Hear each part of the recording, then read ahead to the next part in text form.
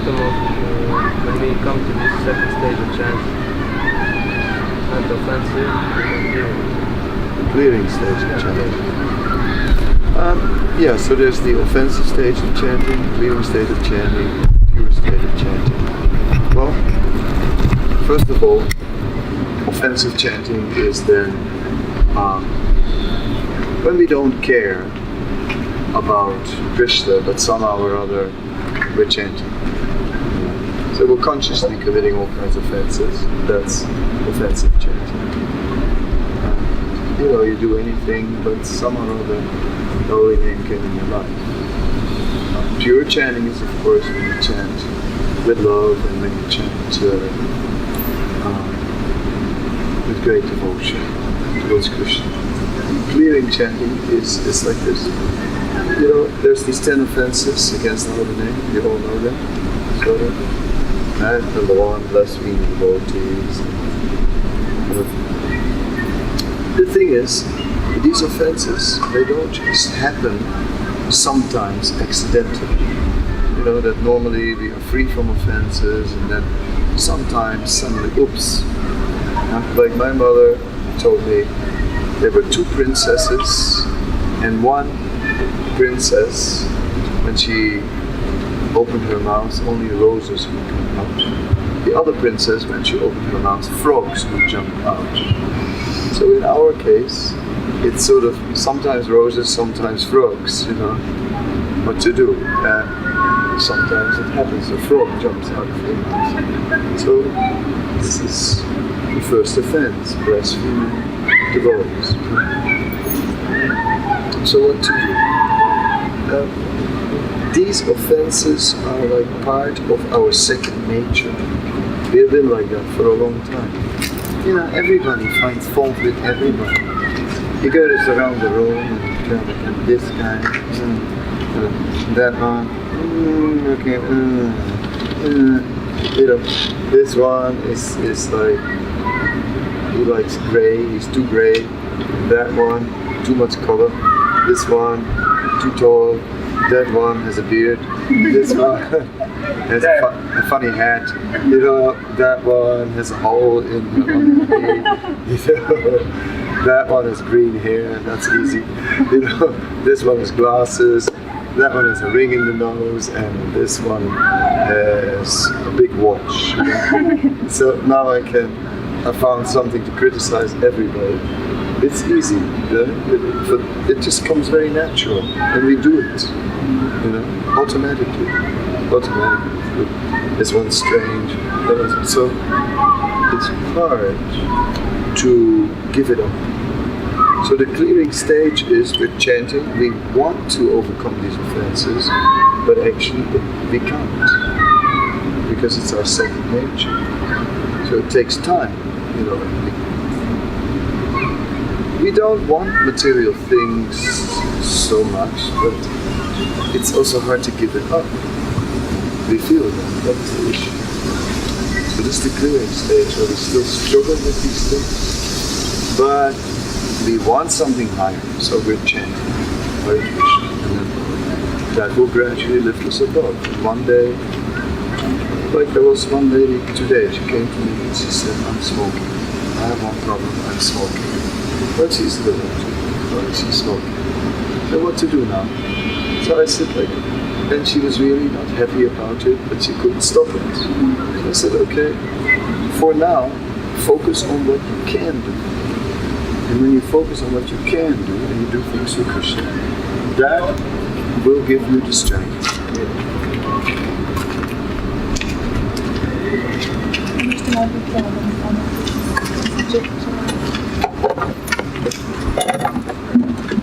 So if we focus on what we can do for Krishna, then that will give us the credit, the strength, and then later on we can do it. Then you can. So that's why there's all clearing stage. So many things we cannot do yet in the clearing stage, but we keep on going on, and with time we can do it. Like I said in the last few days in the lectures, that my old friends from before Krishna consciousness would be surprised that I'm sitting there like a sannyasi. And because then I could not do that. I could not control my senses. But now I can. Because I went through the process and it cleared it up. So that's what it means.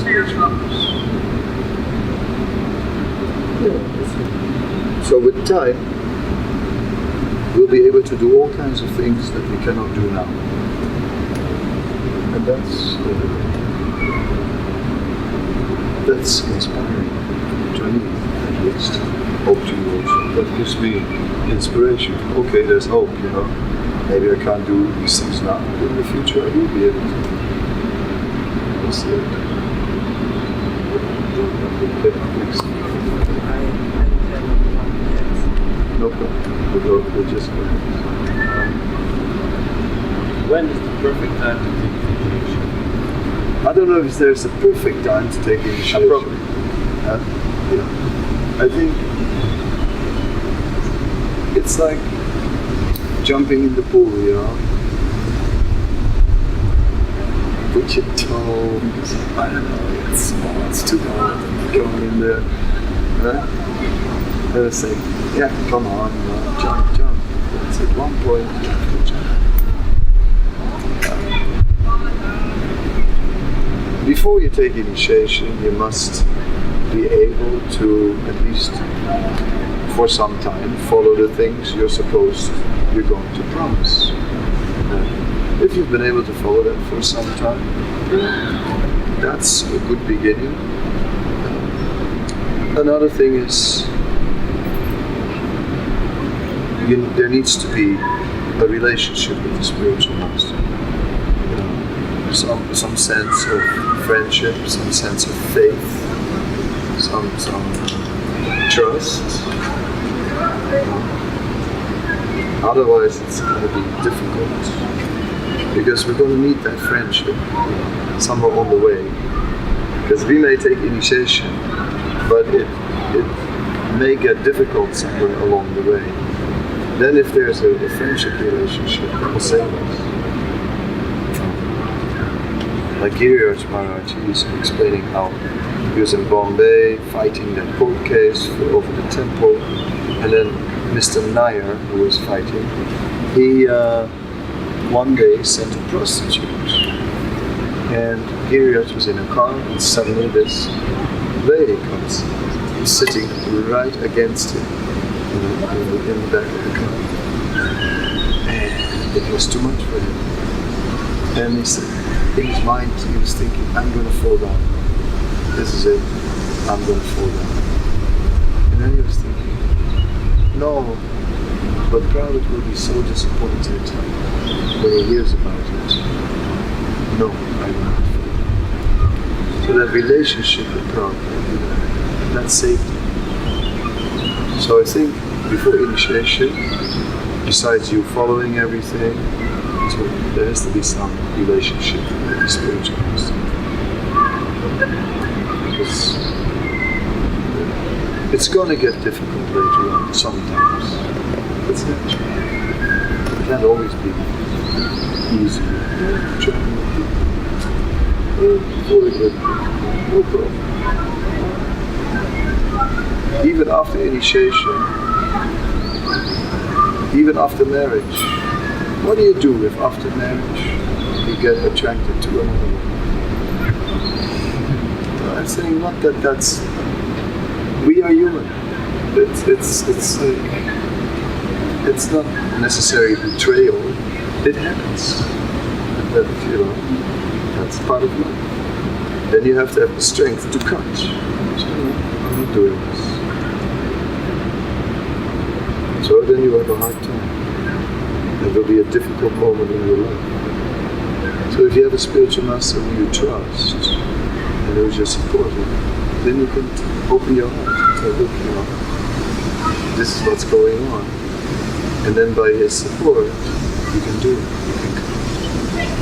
But if you hide it, and you don't trust your spiritual master, then you say, and he says, how are you? Great. And meanwhile, you're in that situation, and you're trying to deal with it all alone, it may be more difficult. So that's why I think the relationship is very good. A good example was I'm trying to make it like real life example, so that you can sort of feel a little bit, what if something like that would happen? It's not easy. I mean, I was a grihasta, and I was asked in one temple to help to train one lady up in accounts. And I started to like that lady. I actually thought not only that she was beautiful, but that she was a really nice person. And I had to sort of like, okay, watch out now, I might get myself in trouble. Really. But we need a relationship with the spiritual person and follow it. Then jump in the cold water. Fingers crossed. May the Lord be with you.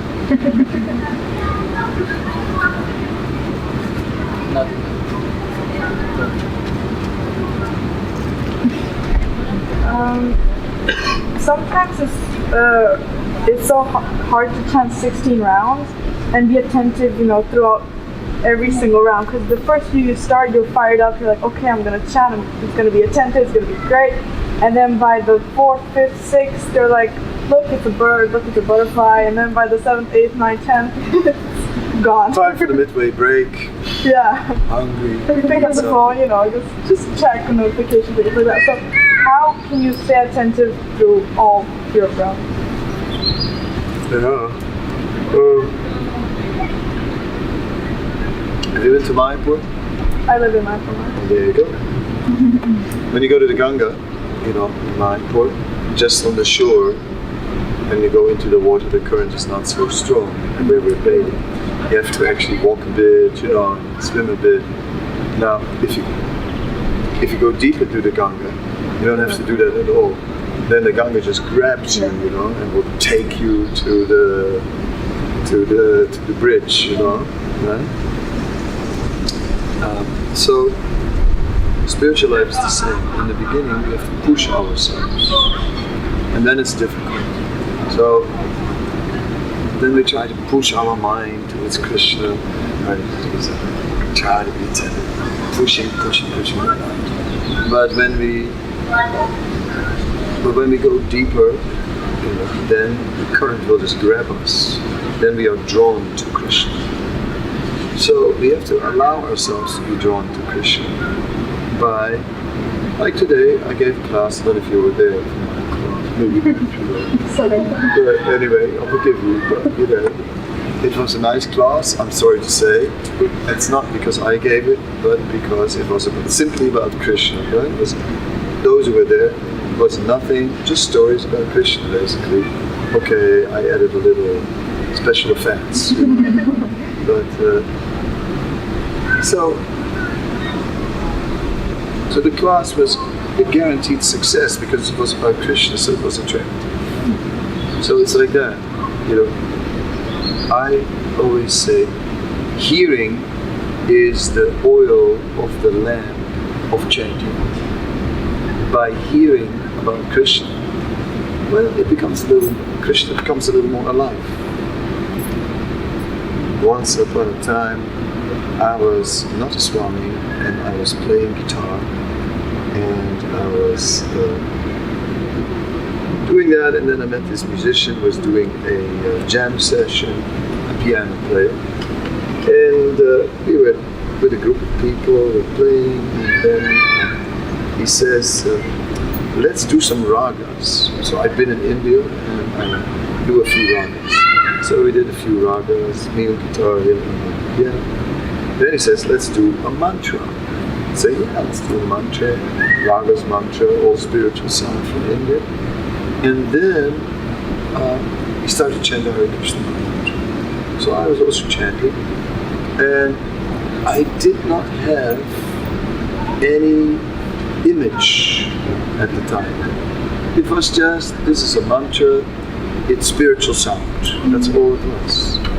I didn't see like peacock feather, flew, yellow goatee and all that, because so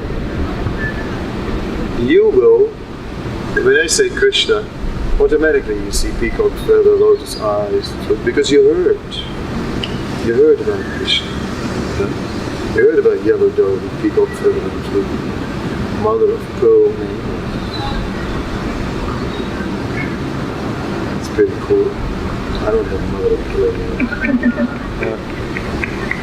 nails. So the more we hear about Krishna, the more Krishna also becomes attracted, the more we become attracted to Krishna.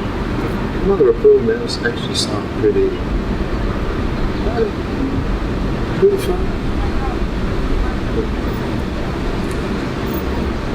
So the more we hear about Krishna, the more we naturally become attracted to Krishna, the more easy it is to become drawn to Krishna. Then we can chant attentively. As long as attentive chanting is like, bring that mind back to Krishna. Oh, then it's a better.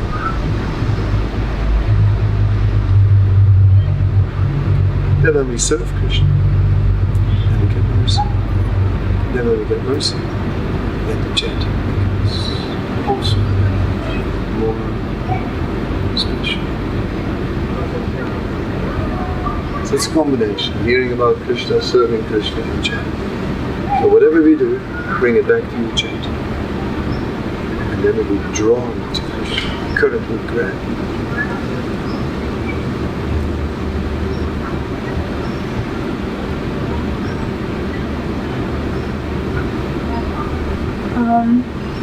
Can you explain what exactly is the complete surrender? Because is it like at one point in your life, like you surrender and then you are surrendered, or is it like every day you take a step further and surrender? Yeah, and sometimes you step back and you have to surrender again.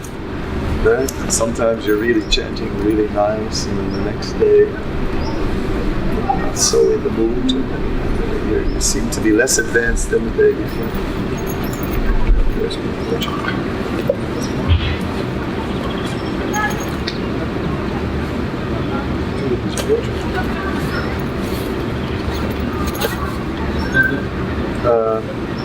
Why don't you, I don't think it's good. You do it, you look.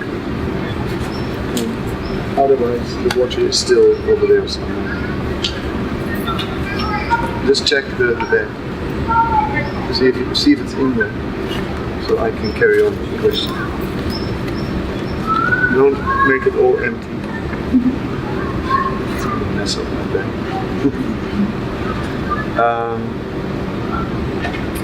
Yes, this surrender is. You have to do it again. And even Radharani, even Radharani cannot say, "Oh Krishna, now you're mine." No, she has to conquer Krishna also again and again. It's like that. You have to conquer it. But if you keep on doing that, the reward gets greater. No, so then go look at it. Must be on the table somewhere where I was signing.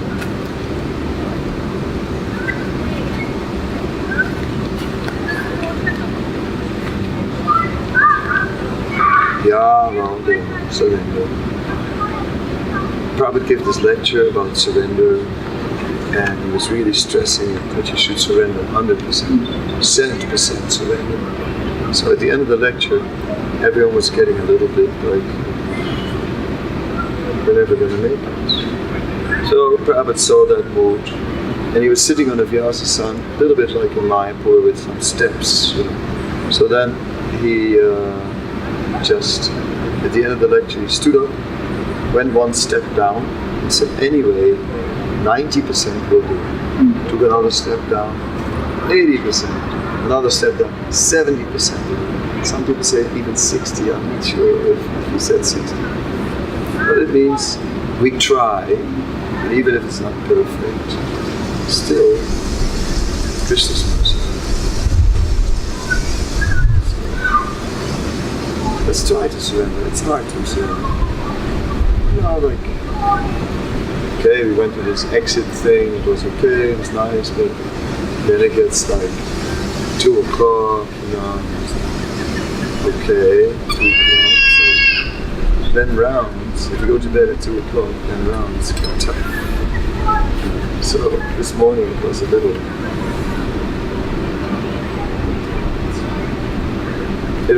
tough.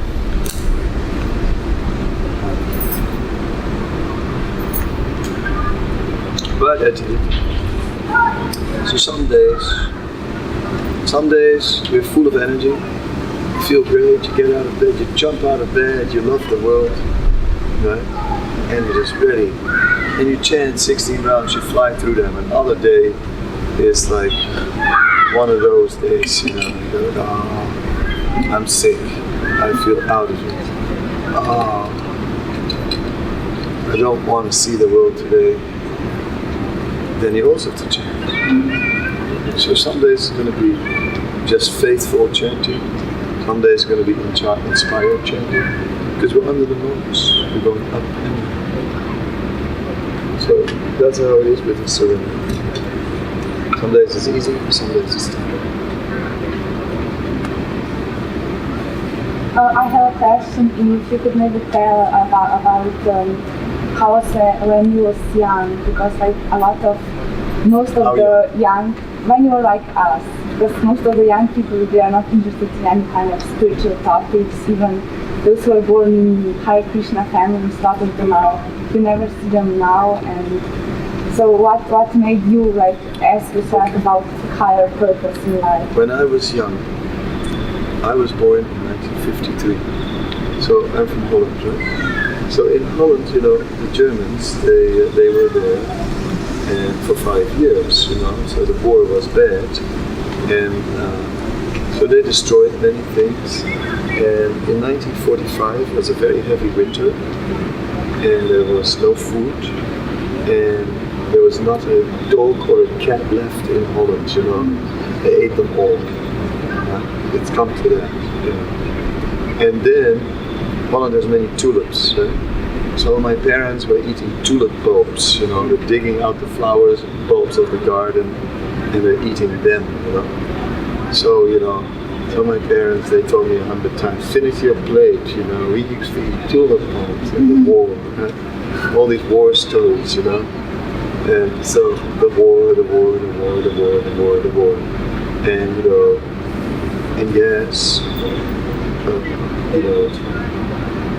they were working very hard, my parents, to recover from the war. So there was no time for anything, only work, money. It was all money. And then in the 60s, in the mid-60s, then they sort of did it, The economy was back and everything, and we were having it good, and now we were also having what America was having, and we also had a fridge now. We never had a fridge, but now we had a fridge. We also had TV, you know what I mean? And then we had 2 TVs, And then half the family was sitting downstairs watching one TV, the other half was sitting upstairs watching the other TV. And it's kind of like, then our generation was just thinking, what's the point of all this? It's all about money, the car, I was so happy about his car. It's the car, the TV, the fridge, These things are all special, Wow. So, we were tired of all this materialism. And then Beatles, I was 12 when the Beatles came to Holland. And the Beatles had a song, in those days, you could like a disc, it had 2 sides, only 2 tracks, front track and a back track. So there was a song that became a big hit, She Loves You, yeah. That was one, right? And the other side was Money Can't Buy You Love. So, this money can buy you love, that made a lot of sense, actually. And I said, yeah, that's right, And that's what it is. They just talk. It's all about money, money, money, money, money, money. But money can't buy you love. So that became sort of a slogan, you know. And so, and the Beatles. So we all thought, yeah, these Beatles, they're right, you know. And they had long hair. So every boy, you know, long hair. From that day on, you couldn't go to the barber, you know. Barbers went bankrupt overnight. It was like this. And so I got a guitar. I couldn't play it. Didn't care. Just with the open strings, you know. I'd go just go on. Freedom, freedom, like this. I wanted freedom. So, you know,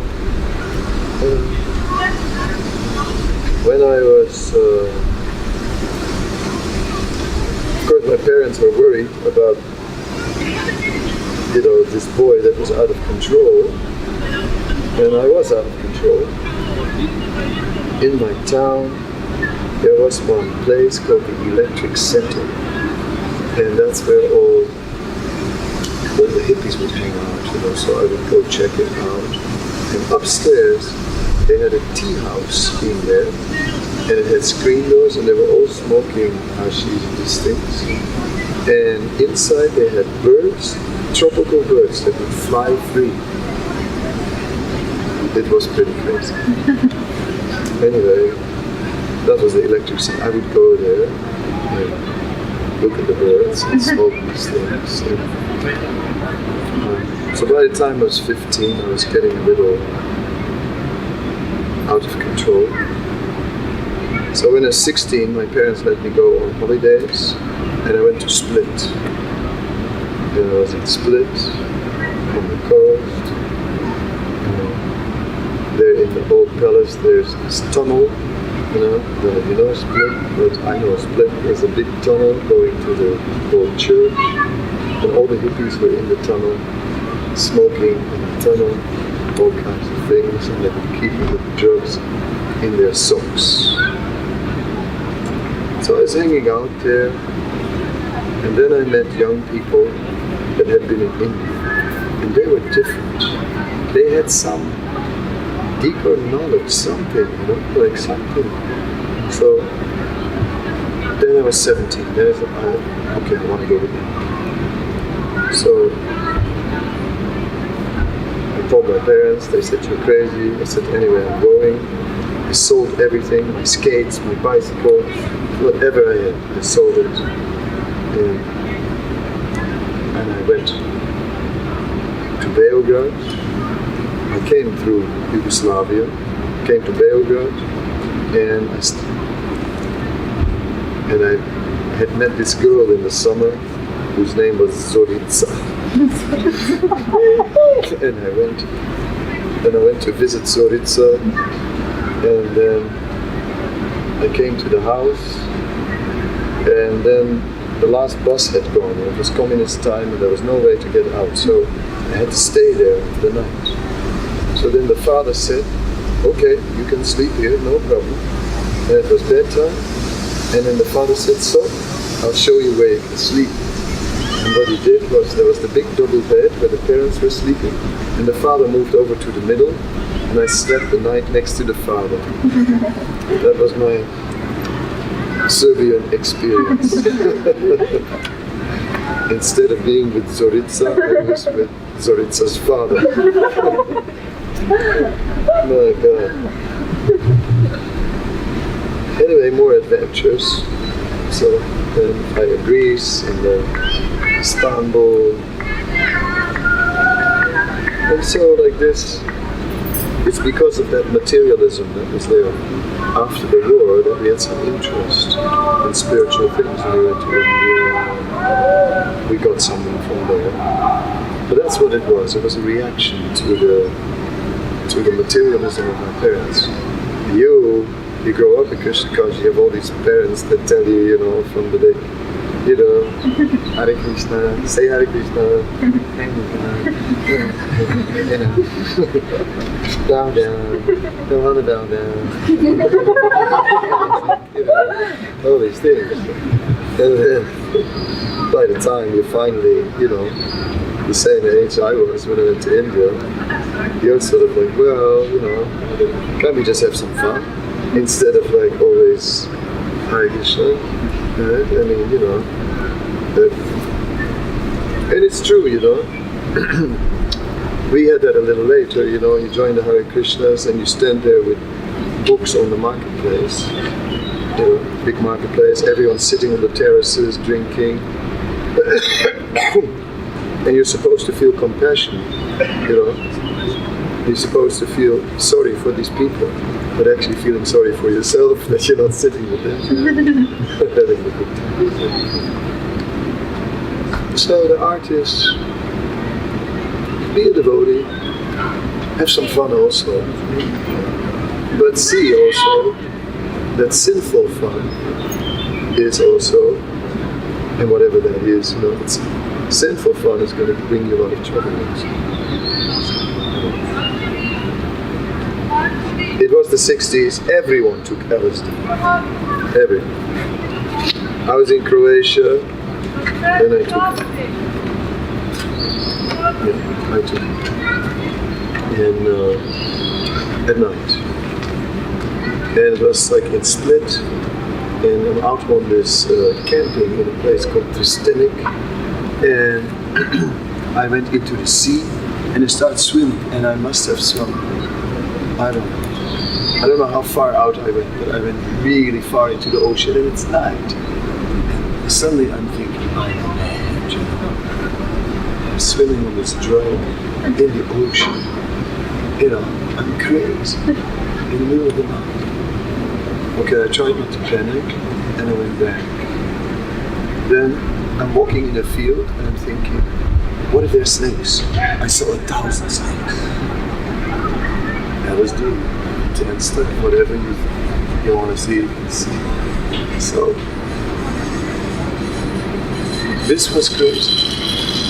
So be young, have fun, but don't do the crazy stuff. If you're a girl and you're going to try and sleep with every guy, one day, you're going to, and then what? Abortion, or have the child. He's gonna say, well, sorry, but gotta go now. He'll get out of there as quick as he can. Ooh, that's more than I wanted. I want some fun. I didn't want a kid and marriage. Hell, that's too serious. That's responsibility. So you gotta be on the smart. So whatever you got from this Krishna consciousness is maybe some knowledge, maybe a little more long-term vision than other people. So like that. I'm sitting on a train, 2 13-year-old girls sitting opposite of me. They look nice. Then one of the girls says to the other one, you drink whiskey sometimes? And I go, these little girls drink whiskey, 13 years old. That's crazy. That's nuts. Even little boys are 13 when they drink whiskey and nuts. I drank the filthy stuff and vomited in the bucket under my bed. Disgusting. God. All I can say is, be smart. Only stupid people and ignorant people need to do these things themselves to sort of, and get really sick and then say, no, this is not for me. I drank all the rotten vinyak and all the other junk, I drank it. It made my life miserable. At one point I stood in a bar and I was crying. Everyone could see it. And I was just thinking, I'm a grown-up man, I'm crying here in a bar. So why? Because this is hell. This is a rotting, stinking hell. And I said, and I gotta get out of here. And what became of me? That I'm here in this rotten hell. And all these people are just just rotting away. And whether it's here, or whether it's in Amsterdam, whether it's in Beograd, or in Amsterdam, same story. So, that's why I stay in Hare Krishna. And that's why you should also be silent. I told you the truth. I didn't gloss it over.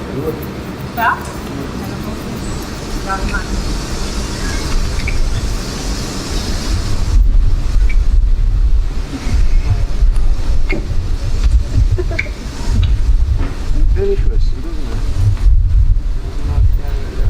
Something like it's a marked question, like that's something that you can answer in one word. But it's a really stupid question. No, it's good. It's good.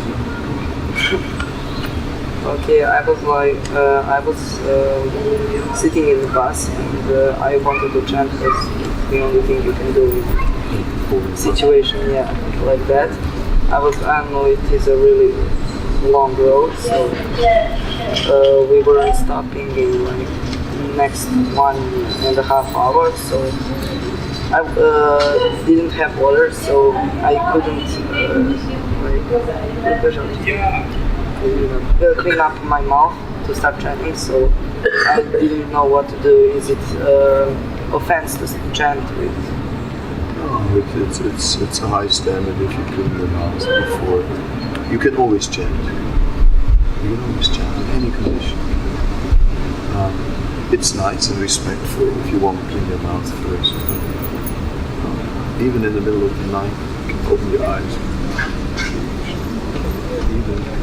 Even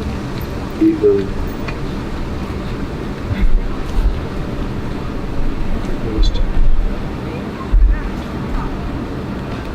But it shows that you have a high kind of Brahminical standard.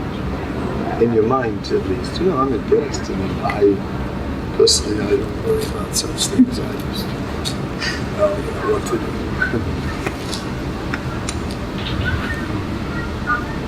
No. So the question is actually not stupid. It's nice. It shows a nice sentiment of respect to the Lord. That's very good. But you can change anything. You know the story of Gopal Guru? And that Gopal was like, he saw Chaitanya Mahaprabhu was going into the forest with a lota to relieve himself. Chaitanya Mahaprabhu was holding his tongue. So Gopal says, why are you holding your tongue? He says, because I'm always chanting. And now I'm going to do these contaminated things, so I don't want to chant. But my tongue is always chanting, so that's holding my tongue. He said, but what if you die? You're leaving yourself. Then Chaitanya said, oh, you are Guru, you are right. Yes, you must always chant. So that's the proof.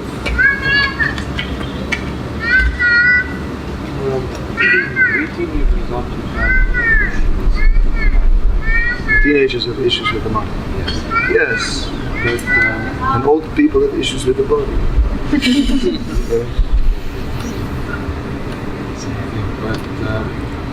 But sometimes when we are in Krishna consciousness, our mind tries to adjust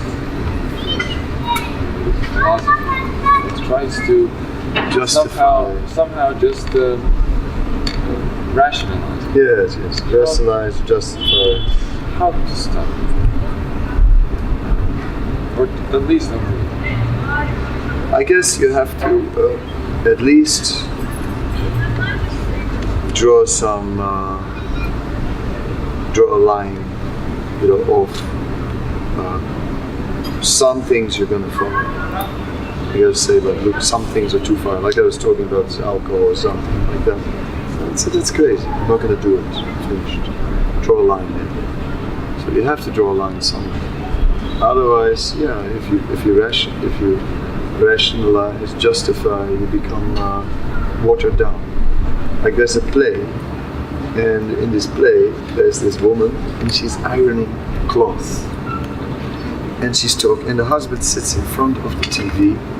He has a belly, and he's watching football. And they're devotees, you know.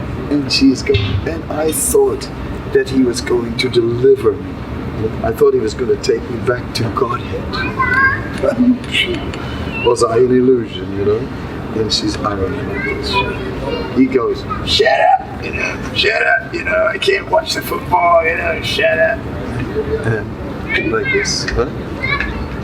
And then he goes, where's my coffee? So she brings him the coffee with an expression on her face like, you fallen soul, here's your coffee. He goes, look, I'm not any less Krishna conscious. No. Look, it's black, Krishna. Milk, white, Radharani. I stir it, golden, Goranga. So, this is like sort of watered down form of Krishna consciousness. Once one old devotee told me, we drank a bottle of wine on my wife's birthday, but I didn't feel any less Krishna conscious. You know what my answer was? Yeah, you didn't feel it because you were drunk.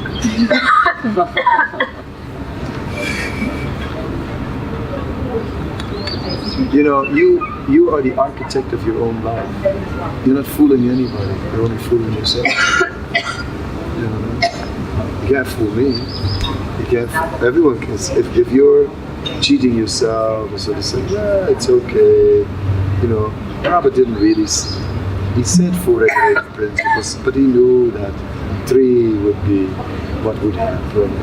You know, that's why he said 4, just like a rickshaw, you know, you say 4, you know. This is all rationalized. I don't know how your mind rationalizes things, but the point is, you have to draw some a line. Say some things I'm not going to do. Simple as that. But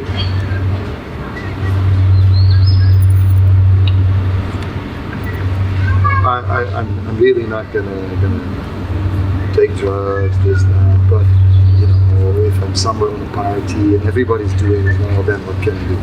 Others are not doing it. That's the sort of approach where you surely are going to do it. Right? So somewhere you have to say, you know, something and tell yourself why you're not going to do this thing. Not because your parents say so, not because the Swami says so, but because these things are going to bring you a lot of misery.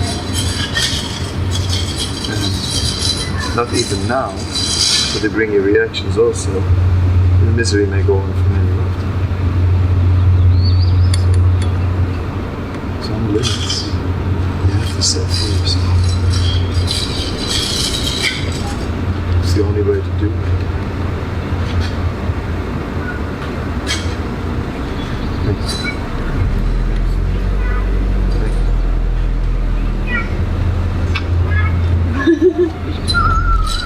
What do you do when you have no question?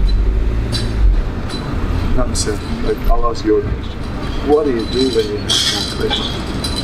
Then just ask about what you already know. That's what Maharaj Pariksit did when he was asking questions to Sukadeva Goswami. He asked all kinds of questions about things he already knew. But then Sukadeva gave an answer that was actually much greater than what he knew. And this way, even the things we already know,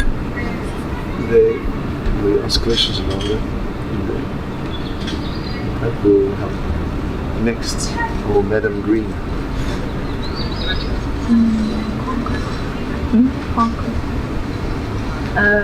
How can we conquer Maya when I'm in school? I try to, you know, to be fixed up everywhere and to think about Krishna, but it's too hard when everything is Yeah, it's True. It's too harsh.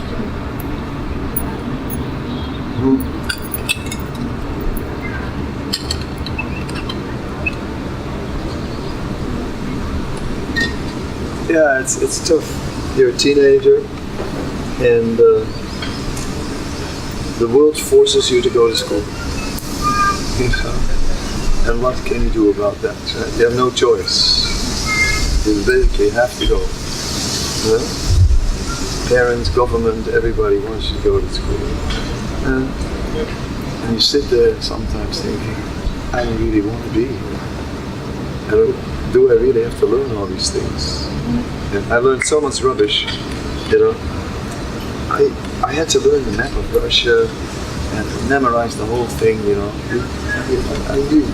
I still remember Dnepropetrovsk, and I knew I'm never going to go to Dnepropetrovsk. Why do I have to learn that Dnepropetrovsk is wrong? Anyway, so you're in the system, and the system is not supportive. It's draining. You're right. So what to do? It's tough. But now what? Now you can do all the crazy things all the other kids are doing. They're ignorant. They eat meat. Are you gonna do that? You gotta pay for it with every bite. It's it's not a good idea. It's like, so that's the thing, you know, like, okay, it's hard to resist Maya, but when you give into it, you gotta pay for it. And that's also not so nice. So you're caught between two fires. So it's okay. I'm in this school, there's too much bad association, too much Maya. How can I resist this? But if you do it, you pay for it. So that's why you need to, when you're not in school, do something with devotees to get some inspiration. And if you're in the camp, we're having some fun actually. It's not just, we're not in a sort of a Sunday school camp, is it? Where everyone has to, although some are sitting very lightly in the school. But you know what I'm talking about. We're supposed to have some fun here. So hopefully you found some fun and get some inspiration. Like I thought the Rati Arch is nice, you know. And other things are nice. I have nice kirtan. Not you, but I have fun. So have some fun. You're young people, have some friends, go do something nice together with devotee friends. So then that nourishes you. You can see all these crazy kids in school.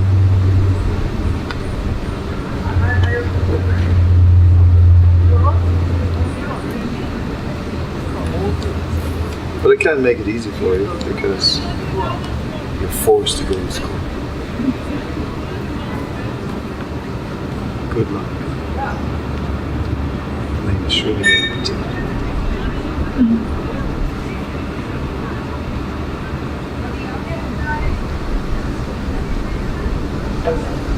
How can we find a balance between like our spiritual life and material life as well? The how do you find a balance questions are assuming that you can sort of find a position and that's it, then you have the balance. So the question is, where's the position? No. Balance is like juggling, you know, if you have 3 balls, let's say, there's always one in the air, one you're just catching, and one you're throwing. So let's say we have 3 balls. We have the ball of our well-being. You know, you have to feel good, you have to feel healthy, you have to sort of feel a little happy. That basic well-being you need. Then you have your sadhana. You have to do something. If you want to be a devotee, you have to do some sadhana. And you have some service. Preaching, whatever service. These 3 balls you have to juggle them. Sometimes you have to give attention to the sadhana ball, so you throw it up. Okay. Meanwhile, the well-being ball is in the air, and you're just catching the service ball. Yeah? Okay. Lately, I've been neglecting service. I haven't given it too much, but you're catching it today. Okay. Pass it on. Now the sadhana ball is an automatic pilot in the air. Okay? Time to catch the well-being. You know, like with all that service, all that sadhana, you didn't really look after yourself. You're totally exhausted, and it's time for a big sleep. Right? Just that one big sleep. You know, it's time to catch the ball. Like this, you have different interests to look after, and it's not. And different things need attention at different points in time. So there's no fixed balance position. It's just juggling the balls. See what needs attention. Well, as of late, I've been chanting terrible rounds. I've got to put some energy into my rounds. As of late, I haven't been doing much service. Maybe I should start doing some service. As of late, I've been many late nights in this crazy camp, and didn't sleep a decent night in these smelly rooms or in these tents and all this noise. Boy, once the camp is over, the first thing I'm going to do is go home, find that bed, just go like, and sleep as long as I can. It's a normal reaction after the camp. Juggle the balls. So one day, on your day of catching your well-being ball, it's good to sleep in. But if you do it every day, it's bad. Okay, if you're always, you know, like then after some time you get pain in your cheeks, you get a headache, you know, it's too much.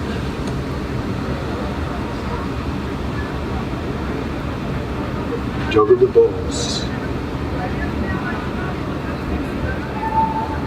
Do the needful, but keep it natural. Your turn. Krishna gave everyone some talent, something that they're good at. Mm-hmm. And maybe some things are not so related to Krishna consciousness, or everything can be. If you're smart and creative, you can find a way to use it. Like what's your talent? Well, what are you good at? I'm a ballet dancer. So? It's kind of hard for me at the moment to connect with Krishna consciousness, because some devotees think it's not so appropriate, we're leaving, you're dancing with a man, this and that. And then, I used to hide it, like it's just for my ballet life when I'm here. How can I? No, I want to share this with devotees. Yes. You know, like I was just in Italy, and there was this girl devotee, also grew up as a devotee, who has this dance group called Samadhi Dance Group. You probably know, but she also started like a ballet dancer. Then she went on, and then she started dancing more modern, and she made her dance school, and a few years ago I saw Bhakti Charu Swami, Sachidanand Swami, and Radhanath Swami all sitting there for 1 hour watching all these girls, doing this and that, this twirl and that twirl, and and afterwards they say, oh, it's so nice. Sachidanand writes such sweet words, it's so cultural and so, really very attractive. Yes, I think there's also a deep meaning inside you, which really reminds of something in the interior that is very important to us. And then, then Bhakti Charu Maharaj was like, yes, I want to bring it to India. You go, okay. From Amsterdam to India. So I think there is a scope for using this dance skill in Krishna consciousness. I was a musician. I played guitar, and then I joined the Hare Krishna movement, and then they wanted me to play along with Hare Krishna, but that wasn't exactly my style. I was doing something else. So I wasn't happy with that. But you can see the musician came back out, you know. They can't keep him down. So don't worry, you dance. And you just have to find, you learn a skill, then you find more creative ways to do it. You know, you don't always have to do the, how you call that swan thing, you know? You cannot, like, my sister did ballet, and then they get the 1 year, one day in the year in the city theater, and Tchaikovsky's Swan Lake, and, you know, and the whole family has to sit there and watch the, I remember. There's more than that Swan Lake.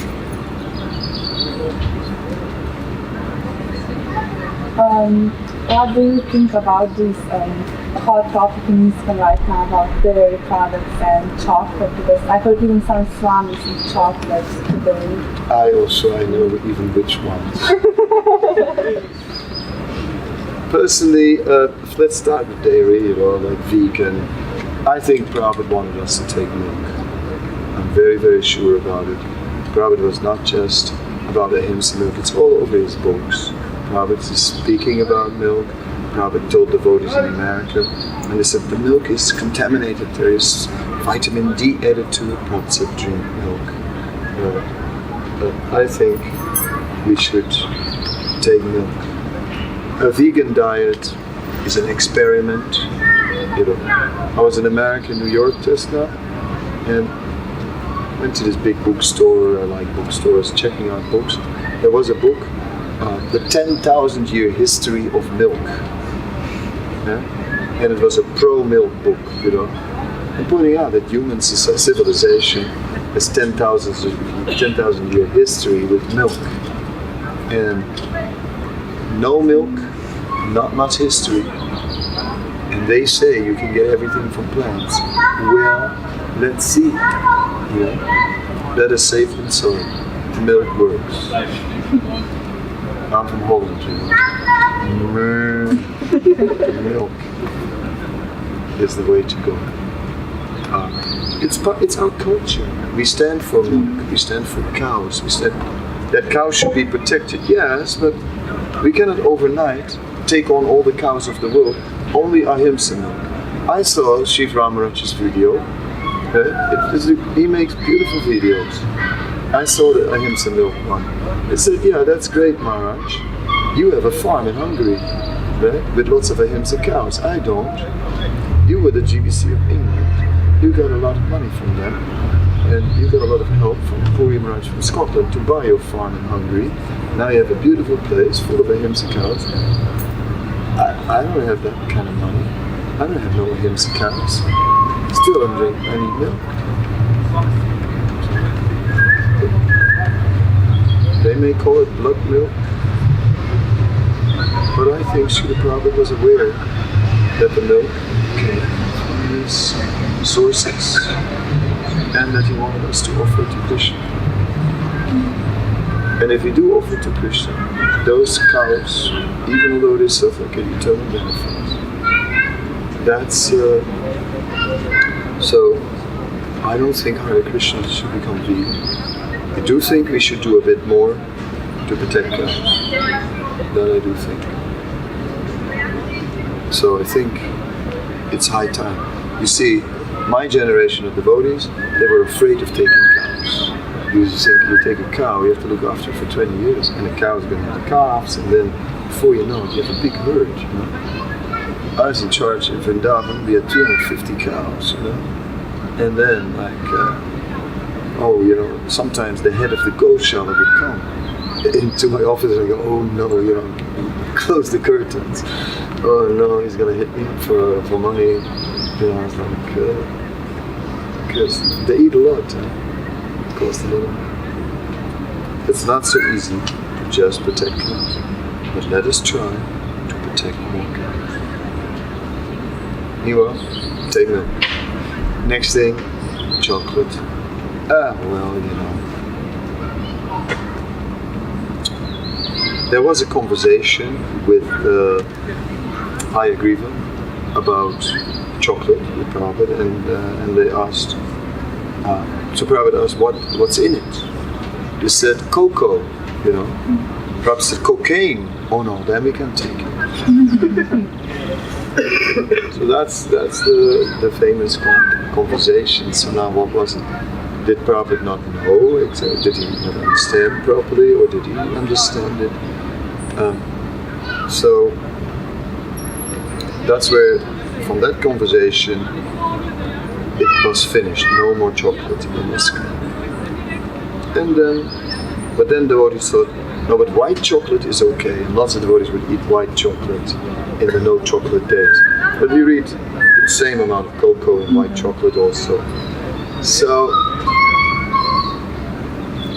the GBC at one point got so worked up about the whole idea, they made a resolution about chocolate. And then they appointed a subcommittee to go over the old resolutions and to take out some resolutions that were not important. And then that committee scrapped the no chocolate resolution. So, as it is, according to the GBC, it's up to you whether to take chocolate. According to me, it's up to you whether you take chocolate. Some gurus don't worry about chocolate. I don't worry about chocolate also. I'm not taking chocolate, but also can't take chocolate, you know, for my health. Also in Vrindavan, we have nice milk sweets, so I became addicted to them. But then I didn't like it. Wasn't attracted to chocolate.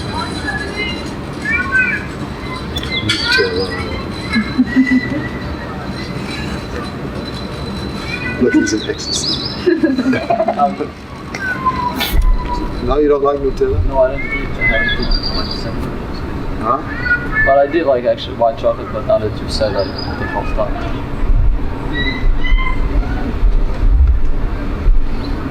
It's definitely not good consciousness in it. I mean, what kind of people are working in these factories, you know? Or the crazy stuff they do, spit in it, you know, just for fun. I went to a chips factory and I saw the chips coming, you know, through the belt, out of the dip, and just golden brown. I saw the workers, you know, eating the chips. We read the label, it's all vegetarian. Yeah, but they already ate it in the factory.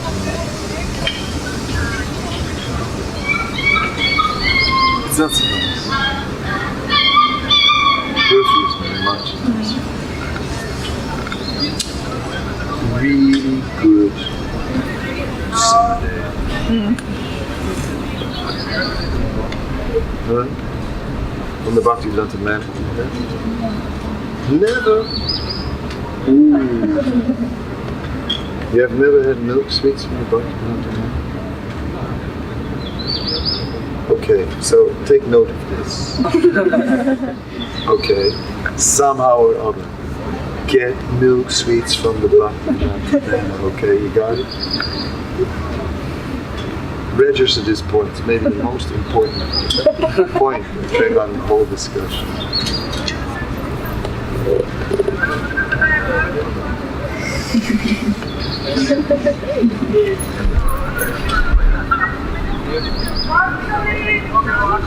Question?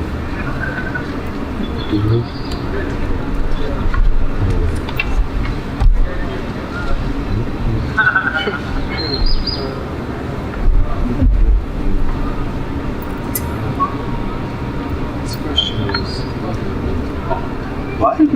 it's a little bit odd. We are all a little bit old. That's right. What is life? What is life? Life is a gift from Krishna. Life is eternity. And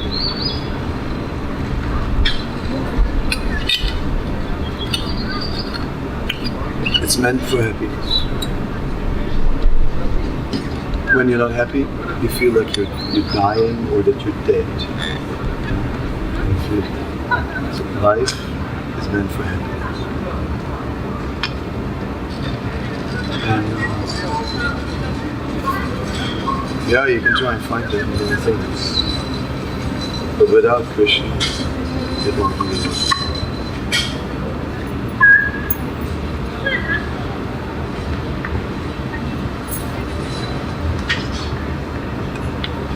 What do you think about that answer? What would you do with that? Again, if we don't, if we're happy all the time, we don't have.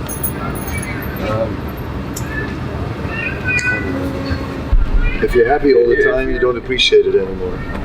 Yes, if we're happy enough, if we're happy all the time, we have no comparison to unhappiness, so we don't value it, and we will not. Old argument. It's irrational. Huh? It's irrational. It's an old hat argument. Well, but we're not talking about static happiness. We're talking about ecstatic happiness. So you can compare your happiness with the happiness from yesterday. Yesterday was good. Today is better. So it's increasing happiness. Therefore, that's not needed. That you need that contrast. Like for example, you go on a holiday to Spain. The brochure is beautiful. You get there, it's not as good as it looked in the brochure at all, and it smells, and the room is like further from the beach than in the picture, and everything, right? After 3 days, you get homesick, and you want to go home. You have to stay 10 days, you book for 10 days, On the 8th day, you're almost going home, you're so happy to go home. Finally, after 10 days, you go back home. And now, you love to be home again. Before, you couldn't wait to get out of there.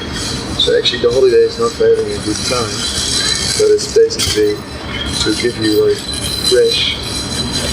give you some suffering, by which you get a fresh impetus, a fresh inspiration to live your everyday boring life. But that's not what we're talking about. That's not happiness. We're talking about the happiness is growing. It gets more and more exciting. You do more and more things, so you don't need this negativity to compare. Dive in. But we don't dive in. We sort of scratch the surface to dive in. See, I was in Vrindavan, and I joined in Vrindavan, and then I saw all these sannyasis would come, the whole movement goes to Vrindavan. So I always see the sannyasis, and somehow I said, I don't know what it is, but they got something. They got some shakti, they got some energy. So where did they get it? What is this? So it started to puzzle my mind, I wanted to find out more about it. And so that was sort of, and of course it is because they make much more of an effort. If you make much more of an effort, you're going to get some. So that's the point, when you make it. But it's sort of, how are you? Are you happy? Yeah. I guess I am. That's not happy. But that's where we are. On a scale from 1 to 10, how happy are you? Nothing, say it. Quick, nothing. 6. There you go. You? 3. Huh? 3. 3. Real low, 2 or 3. 2 or 3? 5. 5. 5. No, it's 7. 10. She has a good day today. 7. 7. 2. Or 4. See? Well, okay, we're honestly going around and then you can see that it's not like, for most people, it's a work in progress. So that's what it is. So let's jump in. It's just, the more we jump into Krishna consciousness, the more we don't need to compare it with any negative thing to sort of make it relatively good. 6 can become 8 when you suffered, a little while. You feel, no, actually I'm really happy with Krishna consciousness. I don't know, this Krishna consciousness, the shoe, it's too tight. Yeah, but then you suffer on the other side, say, no, actually it's really good. It's Krishna. No. If we dive into it, it'll become more.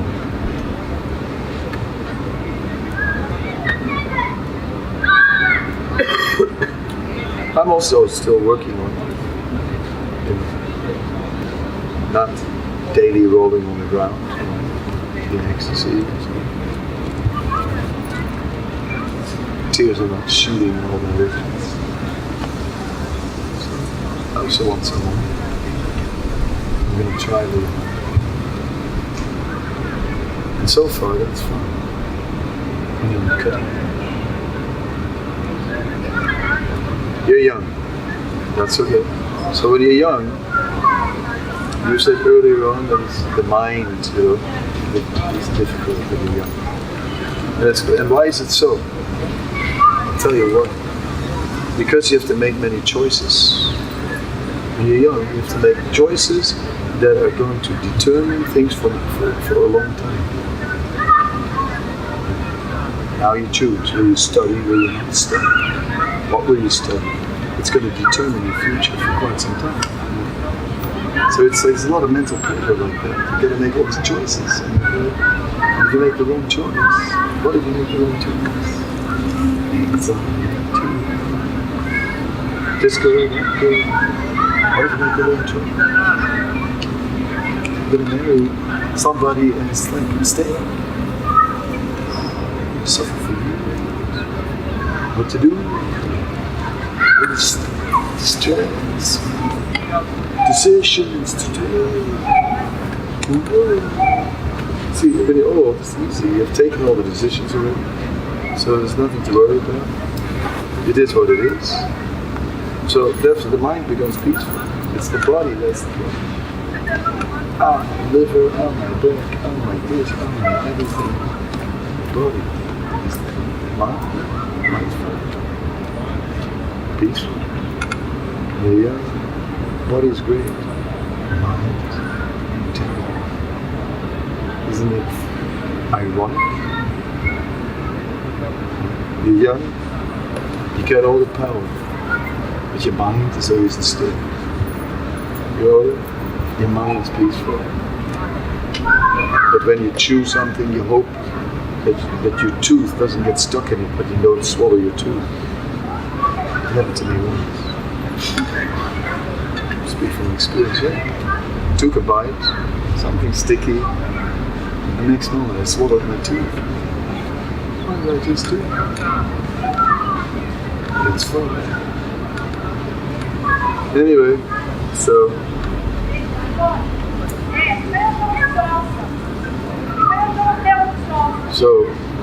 somewhere you gotta make a choice. That's what it's about. See, right now, you're sitting before the choice. You're a bit young still.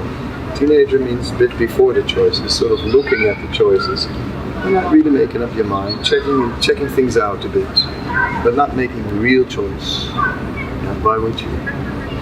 So check this out, check that out, check different things out. And then comes the point where, okay, I guess now I have to make a choice. So this is what comes next. But you're going to have to make some real choices. If it's Krishna consciousness, if it's going to be part of the package, well, then at one point you've got to, live up to it. Say, okay, I choose for that. And it means you got to invest in it. That's when it comes alive. Now you're in between. Before the choice, sniffing at things. Maybe. But that's your phase of life, isn't it? So it's the time to check things out, it's not the time to commit to things. Teenage life, you check things out. And finally you're getting a bit of a chance because your parents begin to release the control a little bit now. So finally, all these years, these parents always, every step, where are you going? What are you doing? You can't be here. No, you can't do that. No, you can't do this. You can finally, they sort of slow down a little, maybe still, but less than before. And now you can stand up and say, well, So you're smelling freedom. Meanwhile, just a little bit ahead of you, there is like completing your education, and then you gotta choose a job.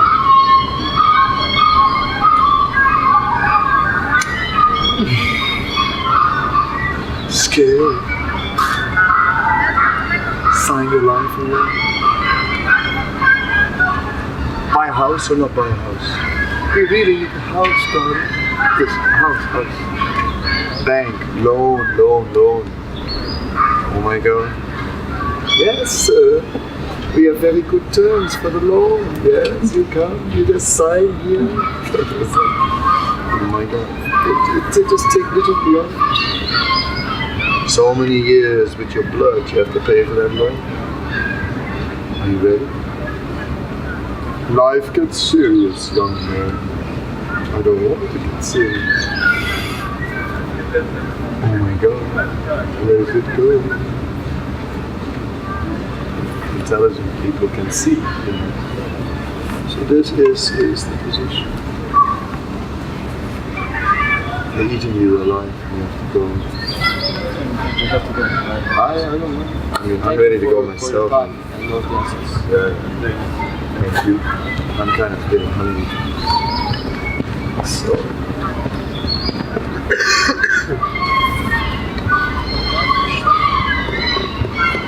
But I don't know what you all think about that point, what I just made. That makes sense to you. But it's just by destiny, your teenage life means that, before the choices. And just getting some space to give some shape to your life for the first time. Instead of doing what your parents told you to do. But not ready to already make a choice, because each choice means you choose for one thing, it means you don't get the other thing. It's scary to now limit yourself. And finally you get a little freedom.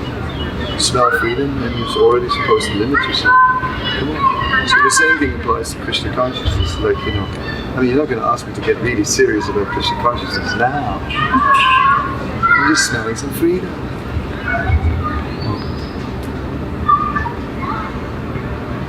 That's why the boys run away. Because they don't want to commit themselves yet.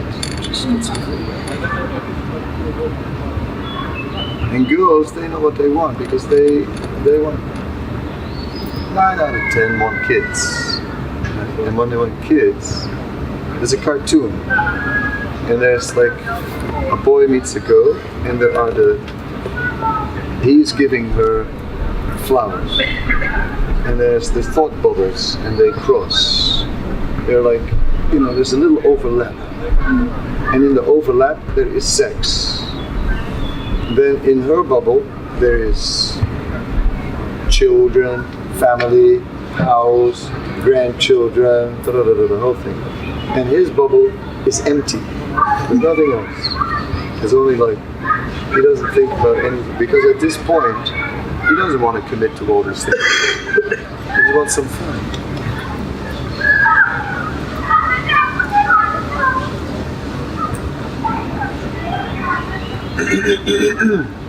So you got to see the situation, and you got to, with intelligence, sort of say like, well, okay, I need fun, and I have to have some but I also cannot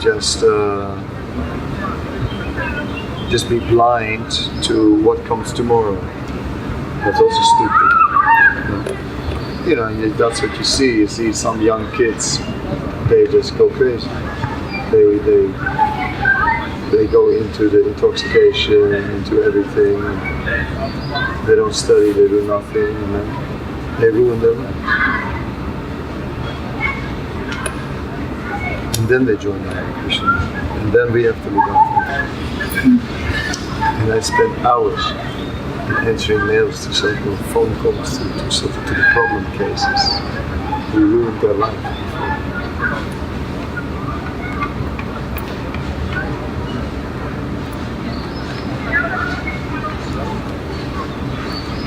So I think when you're a devotee kid, you got something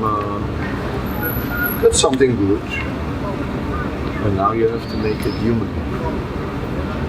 That's it. You have to make it human for yourself. Don't throw it away. Take it away. Some fun is okay.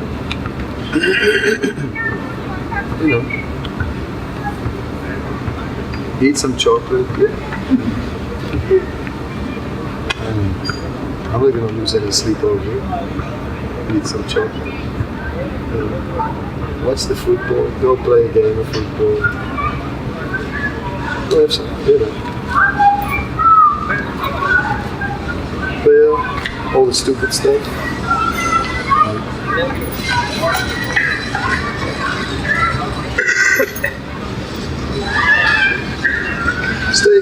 Stay together. When you're the devotee kids, stay together. Be a group. We all need a group.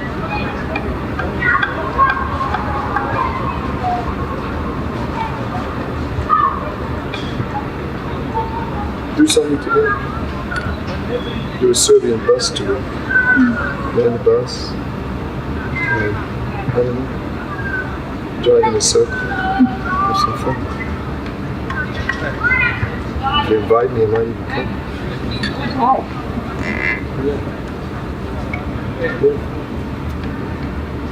If you go to some nice places. We can go to Split. Yeah, but Split is not what it used to be. It's very crowded now. Well, it's not so crowded. It's nice. Now it's outdoors better.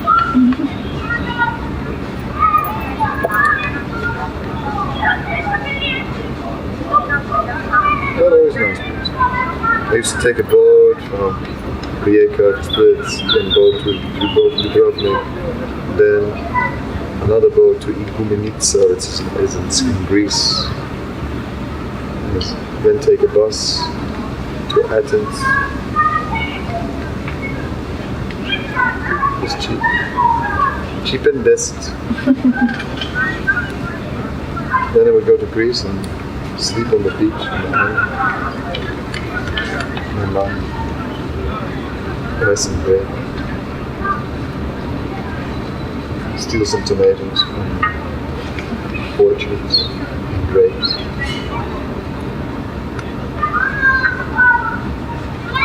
I was young.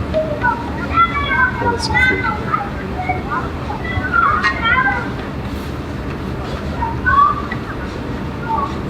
Okay. I think it's enough. So it was nice from my side, always. Pleasure to meet you all. Have a good time. Nice to see you. See you again someday. And don't forget those breakfasts from Bhakti and milk snacks from Bhakti. Remember them. They're worth it. Yes, I would like going to. And who knows? Maybe you'll come to London, maybe up to something. As long as you. I always imitate your accent. I'm good at it. I can do a very good such German accent or the... My dear devotees, please pay full attention because I'm going to tell you something that is very valuable for your entire spiritual life.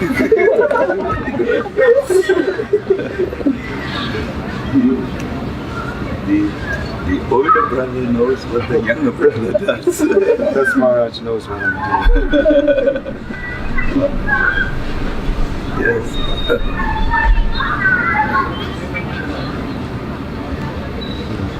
It's very nice to see all of you so eager to listen to the older devotees. Anyway, we're breaking it up now. Yeah.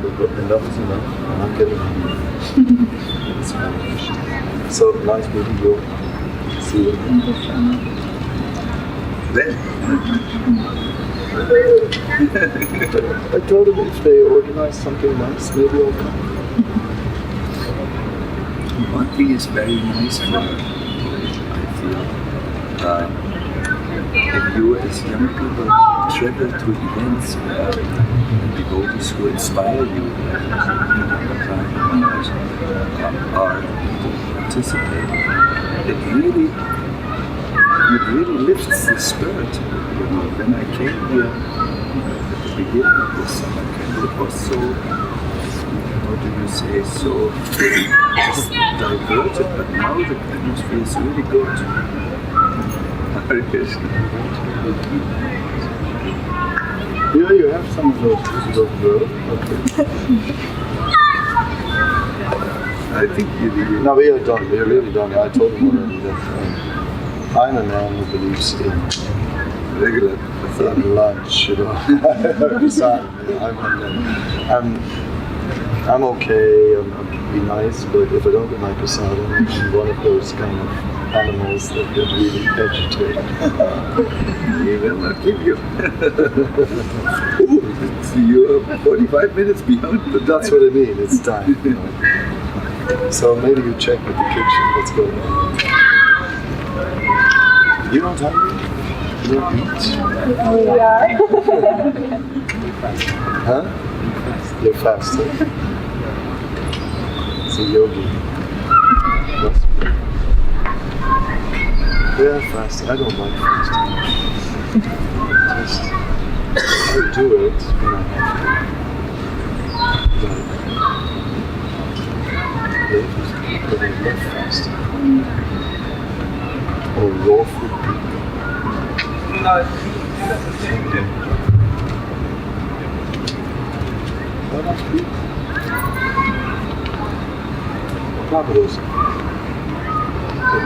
was not extra austerity. But for preaching he did so much austerity. With an eating, you don't eat.